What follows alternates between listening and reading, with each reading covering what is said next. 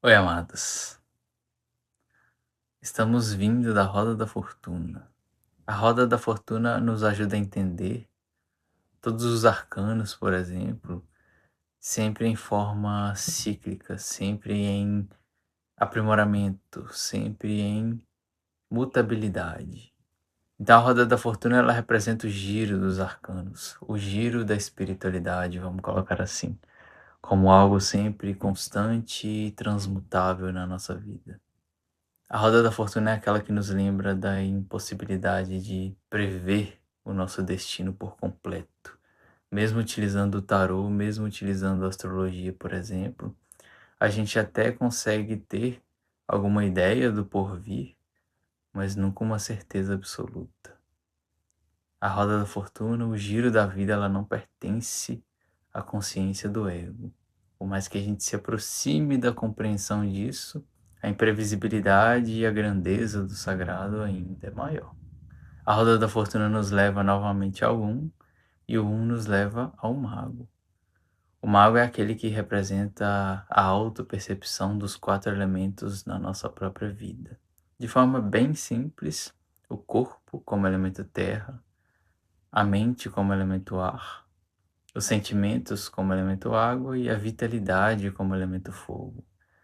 Como funciona cada um desses quatro elementos na sua vida? Cada pessoa tem uma forma de distribuição elementar pessoal. Às vezes umas pessoas são mais cheias de vitalidade, outras são mais cheias de praticidade, outras mais cheias de pensamento, outras mais cheias de sentimento. E a partir daí nós conseguimos nos construir. Quem nós somos? Quais as nossas aptidões? Quais áreas da vida seriam uma tortura para gente, por exemplo? Quais áreas seriam um prazer para gente?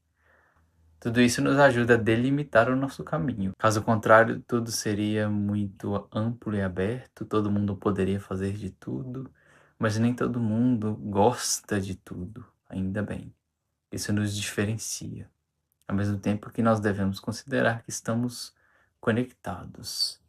Depois disso, nós fomos para o 2, onde nós encontramos inicialmente a alta sacerdotisa como aquela que representa o outro lado, o mistério da vida. O 2 como representante do outro, uma outra pessoa, uma outra consciência, o ego em relação ao self, tudo aquilo que está para fora da consciência, do qual a psicologia chama de inconsciente. A alta sacerdotisa, então, é aquela que guarda esse inconsciente à medida que o ego se fortalece, para que esse mistério seja revelado justamente a partir desse fortalecimento.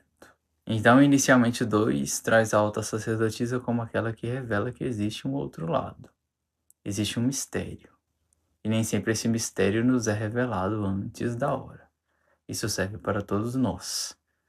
Essa é a espiritualidade que nós temos trabalhado aqui.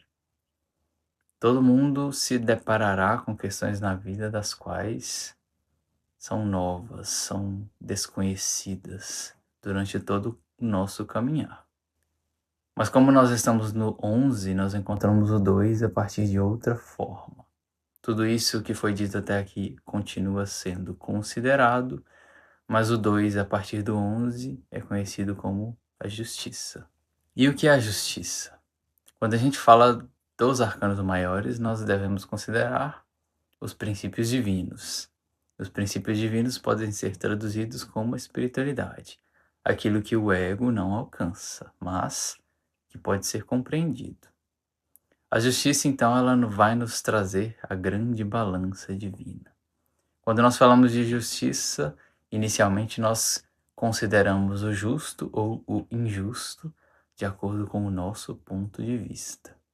Uma situação pode ser justa ou injusta de acordo com a nossa criação, de acordo com a nossa moral, de acordo com a nossa ética. Porém, a gente precisa considerar que esse justo e injusto, ele é muitas vezes revisto de acordo com cada um que julga. Por exemplo, uma pessoa que é muito ríspida na vida pode ser vista por uns como uma pessoa justa que talvez ela aprendeu a se defender dessa forma. Já para outros, isso pode ser injusto, porque o que aconteceu com ela não justifica tal atitude. Então veja só, a nossa justiça pessoal ela é sempre de alguma forma adaptável. Ela depende do contexto, da situação, ela depende de todo um histórico. Mas como nós estamos tratando de um arcano maior, aqui nós estamos falando da justiça divina. Meu objetivo aqui não é dizer exatamente como a justiça divina trabalha, mas sim trazer uma reflexão a respeito de como a nossa própria vida está. O que na sua vida você considera justo, correto, bom, e o que na sua vida você considera injusto, desequilibrado, faltante. Tudo isso vai revelar a justiça divina acontecendo. Não porque eu estou dizendo, mas sim porque a justiça divina está operando. Para poder a gente entender melhor a justiça, um novo termo aqui deve ser trazido. Quando eu falei sobre o outro lado lá na alta sacerdotisa, a psicologia chama esse outro lado como inconsciente. O que seria esse outro lado? O que seria esse inconsciente? Tudo aquilo que a gente não se dá conta a respeito da nossa vida. Claro que o nosso objetivo, claro que o objetivo do ego não é desvelar todo o inconsciente. Seria o mesmo que dizer que uma pessoa precisa nadar com os próprios braços todo o oceano e desvelar tudo que existe ali. Isso é impossível. Mas parte desse inconsciente, parte desse oceano pertence à nossa jornada. Então, o outro lado, o inconsciente, ele inicialmente é traduzido como sombra. Então, quando a gente ouve falar por aí que o ser humano precisa resgatar as próprias sombras, a gente parte desse princípio. Mas vamos entender melhor. Quando nós falamos de sombra, inicialmente, por vezes, a gente pode pensar no lado escuro do ser humano, no lado mau do ser humano. Mas ainda não vamos falar sobre isso. Quando eu trato de sombra aqui, eu quero falar simplesmente do que ainda não foi visto. Por exemplo, uma sombra de uma árvore não quer dizer que seja algo ruim. Ela simplesmente não recebe luz. Um quarto escuro não quer dizer que ele seja ruim. Quer dizer que apenas ali não tem luz e você não tem clareza sobre o que tem naquele quarto. Essa é a sombra humana, inicialmente. Então, quando nós falamos do resgate das sombras, como nós encontramos isso na vida prática? Nós estamos no 2, nós estamos falando do contato com o outro lado, com o outro, com a outra pessoa, com a alteridade. Então o ego se depara com a própria sombra a partir do contato com as outras pessoas. Suponhamos que você faça uma lista a respeito das suas características. Então você se considera bom, moralmente correto, justo, honesto, sincero. Tudo que é oposto a isso vai revelar a sua sombra. Por exemplo, se nessa lista você coloca que você se considera uma pessoa pacífica. O contrário dessa característica poderia ser, por exemplo, a raiva. Então, de um lado, a pessoa pacífica, do outro lado, a pessoa raivosa. A justiça divina, ela vai colocar uma pessoa que seja mais raivosa para que você equilibre o seu lado pacífico. Então você não vai viver apenas sendo pacífico, porque você precisa considerar que a raiva também faz parte do ser humano. Isso tudo vai colocar você de um lado da balança, a outra pessoa do lado da balança, enquanto a justiça divina opera no reequilíbrio da consciência do ego. Então você vai aprendendo pelo afeto, pelo desgaste, muitas vezes, no convívio com aquela outra pessoa, a reconhecer em si mesmo também um pouco daquela característica que você inicialmente vê apenas no outro. A justiça divina, então, ela vai operando dessa forma.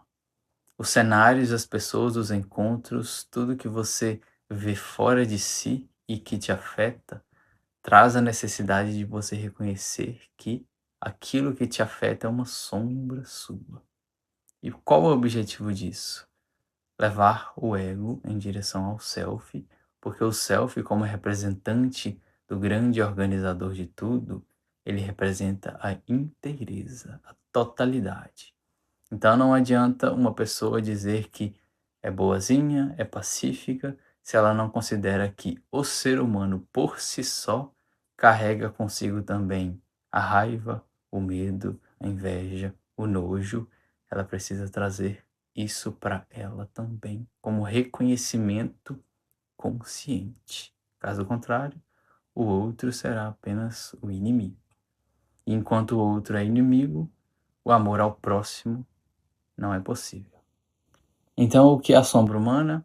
Aquilo que o ego não reconhece ainda em si mesmo, mas que os encontros o afetam e o revelam a respeito disso. Geralmente é mais comum que nós nos consideremos justos e bons, mas e as outras características humanas? A gente precisa reconhecer isso na nossa psique também, na nossa vida também. Isso tudo faz parte do fortalecimento do ego em direção ao estreitamento com o eixo vertical com o self.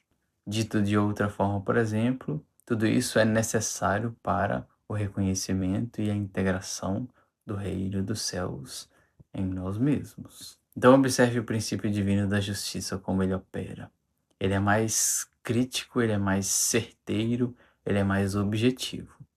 O 2 com a alta sacerdotisa é apenas um mistério, um momento onde a gente reconhece que existe mais do que a gente entende. O 2 com a justiça já vai nos trazer a prova.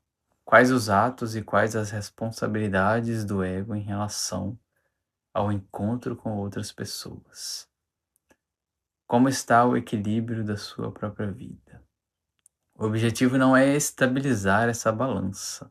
O objetivo é entender que a cada momento nós somos cada vez mais convocados a um discernimento e a uma ética mais apurados. A balança não vai ficar fixa e estável, mas quando você é colocado numa situação diante da outra pessoa, quais as suas ações? Como você é afetado? O que você sente em relação a isso? Como você age em relação a isso? Você considera que o outro realmente é uma parte sua, apesar dele ter toda uma outra história? Ou você considera o outro com aquelas características que você desagrada apenas como um inimigo? Enquanto for visto dessa forma, a justiça divina continuará tentando equilibrar a consciência do ego. E qual é o papel do ego diante dos quatro elementos para trabalhar melhor a justiça? Vamos ver.